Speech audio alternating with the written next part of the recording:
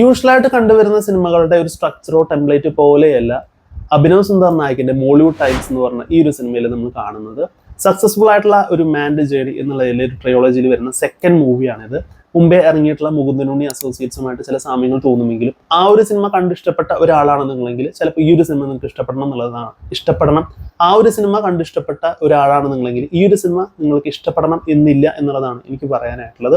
കാരണം ഈ ഒരു സിനിമ ടോട്ടലി ഡാർക്കാണ്.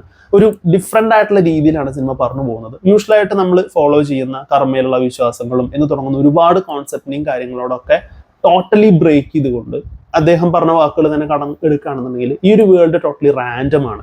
സോ അതിൽ ഈ പറയുന്ന കർമ്മഫലത്തിലോ അല്ലെങ്കിൽ നല്ലത് ചെയ്താൽ നല്ലത് കിട്ടും എന്ന് പറയുന്ന കാര്യങ്ങൾക്ക് ഒരു സ്ഥാനവും ഇല്ല എന്നുള്ള രീതിയിൽ കുറച്ച് കാര്യങ്ങളാണ് ഈ ഒരു സിനിമയിലൂടെ പറഞ്ഞു പോകുന്നത്. ഈ ഒരു സിനിമ പ്രധാനമായിട്ടും ഫോക്കസ് ചെയ്യുന്നത് വിനീത് മാധവൻ എന്ന് പറയുന്ന നസ്ലിന്റെ കഥാപാത്രത്തെയാണ്. ഒരു കരിയർ ബെസ്റ്റ് പെർഫോമൻസ് തന്നെയാണ് നസ്ലിൻ ഇതിൽ കാഴ്ചവെച്ചിരിക്കുന്നത്.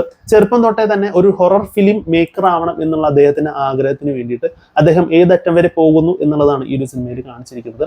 സോ അതിൽ അഭിനവ് സുന്ദർ നായകിന്റെ ഒരു ഡിഫറെന്റ് ആയിട്ടുള്ള പെർസ്പെക്റ്റീവ്, ഒരു ഡാർക്കിഷ് മോഡിലാണ് സിനിമ കാണിച്ചിരിക്കുന്നത്. ഒരു പക്ഷേ ചിലപ്പോൾ നിങ്ങൾക്ക് സിനിമ കാണുമ്പോൾ തന്നെ ടോട്ടലി നിങ്ങൾക്ക് ഒരു മടുപ്പ് തോന്നാനും എന്താണത് കാണിക്കുന്നതെന്ന് തുടങ്ങുന്ന ദേഷ്യ കാര്യങ്ങളൊക്കെ വരാനായിട്ടുള്ള സാധ്യതയുണ്ട്. കാരണം അങ്ങനെ ഒരു റിയാലിറ്റി പെർസ്പെക്റ്റീവ് ആണ് ഈ ഒരു സിനിമയിൽ കാണിച്ചിരിക്കുന്നത്. ഫസ്റ്റ് ഹാഫ് സൂപ്പറായിട്ട് മേക്ക് ചെയ്ത് നല്ല എൻഗേജിങ് ആണെന്നുണ്ടെങ്കിൽ പോലും സെക്കൻഡ് ഹാഫിൽ കുറച്ച് സിനിമ ഡൗൺ ആയ പോലെ ഒരു ഫീല് എനിക്ക് പേഴ്സണലി തോന്നിയിട്ടുണ്ടായിരുന്നു.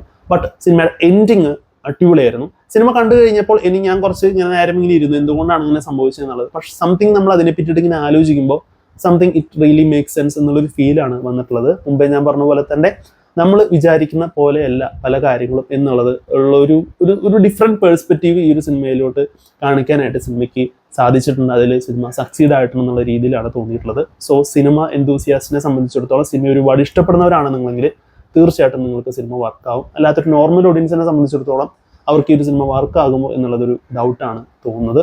സോ ഈ ഒരു സിനിമ കണ്ടിട്ടുള്ളവരാണെന്നുണ്ടെങ്കിൽ നിങ്ങളുടെ അഭിപ്രായം തീർച്ചയായിട്ടും കമന്റ് ബോക്സിൽ രേഖപ്പെടുത്തുക.